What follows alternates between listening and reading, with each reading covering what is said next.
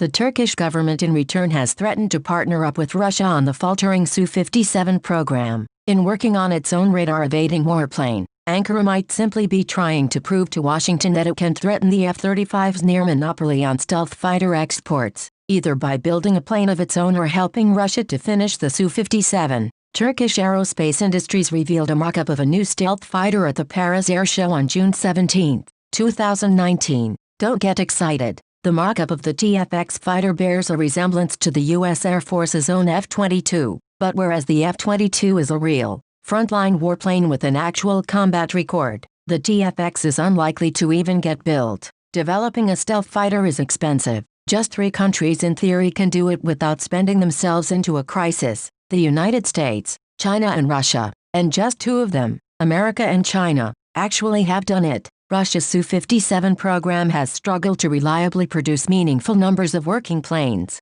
Turkey, with the world's 17th largest economy, is unlikely to join that exclusive club. The Warzone reporter Joseph Trevithick has written the best explainer on the likely doomed Turkish fighter. The Turkish government first announced the TFX program, also known as the National Combat Aircraft, which abbreviated MMU in Turkish, in 2010. TAI won the contract to develop the aircraft. In 2015, the Turkish Air Force plans to eventually replace the bulk of its American-made Lockheed Martin F-16C/D Viper fighter jets with this indigenous design, and hoping to have the first examples enter service as early as 2028. Since 2015, TAI has proposed at least 3 different configurations, including 2 single-engine variants and a twin-engine type. The mock-up is of the twin-engine concept, which is the one the company had settled on previously. The TFX looks great. The problem is money. It costs around $100 billion in total to develop, build and operate a fleet of a few dozen stealth fighters, according to an assessment by Japanese Air Force General Hideyuki Yoshioka,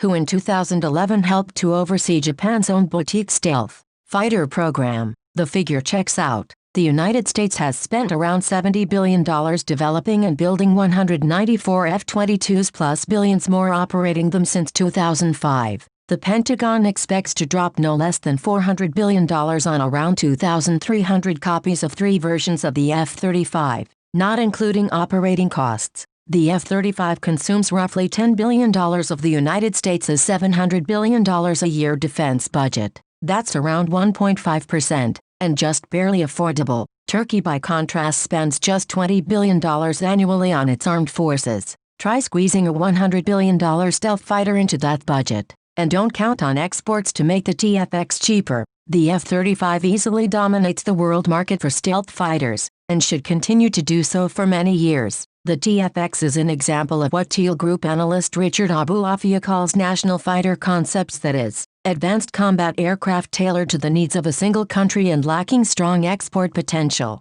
National fighter concepts are almost always a very bad idea, Abulafia said. Examples include Israel's Lavi, an overpriced Czech fighter bomber called the L-159, and, most catastrophically, India's light combat aircraft, which spent 30 years in development, consuming billions of dollars before finally producing a rudimentary lightweight fighter in 2011. Of course, it's possible Turkey doesn't really plan on fully developing the TFX. The fighter concept might just be leverage as Ankara squabbles with Washington over the Turkish military's competing efforts to buy both U.S.-made F-35 stealth fighters and Russian-made S-400 air defense systems. The Russian system could gather sensitive data on the F-35 and render the type more vulnerable. Washington has suspended Turkey's participation in the F-35 program unless it cancels the Russian deal. The Turkish government in return has threatened to partner up with Russia on the faltering Su-57 program. In working on its own radar-evading warplane,